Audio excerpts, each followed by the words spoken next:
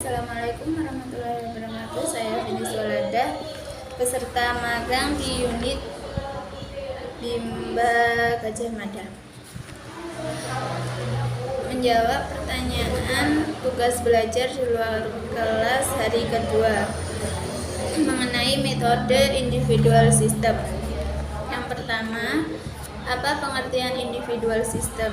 Individual system adalah proses belajar yang berpusat pada anak sebagai subjek. Yang kedua, mengapa pendekatan yang dilakukan harus individual system? Agar bisa sesuai dengan keadaan masing-masing anak. Yang ketiga, apa tujuan yang ingin dicapai dengan melakukan pendekatan secara individual system? Agar proses belajar anak dapat dilakukan secara bertahap.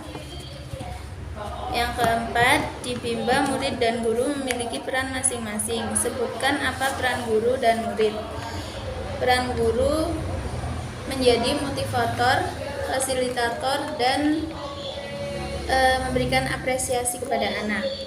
Untuk anak berperan sebagai subjek. Anak berperan aktif di dalam proses bermain dan belajar di Bimba. Nomor 5, apa perbedaan antara metode individual system dengan classical system? Individual system, anak sebagai subjek, kalau classical system, anak sebagai objek. Bagaimana cara yang dilakukan motivator agar dapat melakukan pendekatan secara individual system? Pendekatannya dengan tidak melakukan secara classical system dan melakukan sesuai dengan karakter dan kemampuan anak. Apa dampak yang akan terjadi bila pendekatan dilakukan secara individual system? Dampaknya prosesnya akan sesuai dengan tahapannya. Nomor 8, apa dampak yang akan terjadi bila pendekatan dilakukan secara classical system? Bila pendekatan secara classical system, maka dampaknya tidak akan bertahap. Yang poin B mengenai metode variation skill. Nomor 1, apa pengertian variation skill? Variation skill adalah kemampuan yang harus dimiliki setiap motivator dalam memvariasikan aspek belajar dan kegiatan belajar. Nomor 2, mengapa kegiatan harus divariasikan? Karena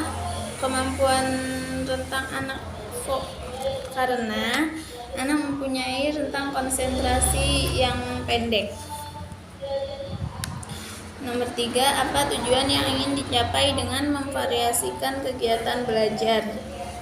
Agar anak tidak bosan dan tetap semangat bermain dan belajar di Bimba. Sebutkan 3 aspek belajar. Yang pertama, aspek afektif, yang kedua kognitif, yang ketiga psikomotorik. Lalu nomor 5, kegiatan apa yang termasuk aspek kognitif? Kegiatan yang berkaitan dengan otak seperti membaca, berhitung. Nomor 6, kegiatan apa yang termasuk aspek afektif? Kegiatan yang berkaitan dengan hati dan perasaan anak. Seperti mendongeng, bercerita, bernyanyi. Nomor 7,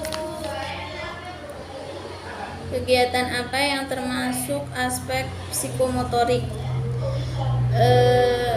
Yang termasuk aspek psikomotorik itu yang melibatkan anggota tubuh, misalnya mewarnai, terus menulis. Nomor 8, bagaimana cara motivator memvariasikan kegiatan belajar dengan aspek belajar?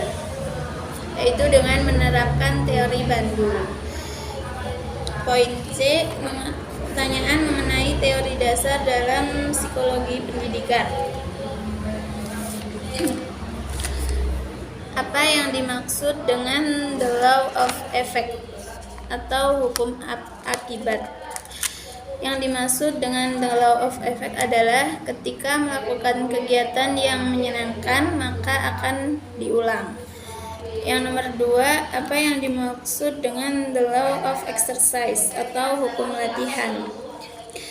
Yang dimaksud dengan the law of exercise adalah ketika sesuatu kegiatan yang terus-terus diulang maka akan berdampak mampu. Lalu yang ketiga, apa yang dimaksud dengan the law of readiness? Yaitu ketika seseorang mampu, terampil, maka akan senang, lalu akan tumbuh minat dalam diri orang tersebut. Sekian.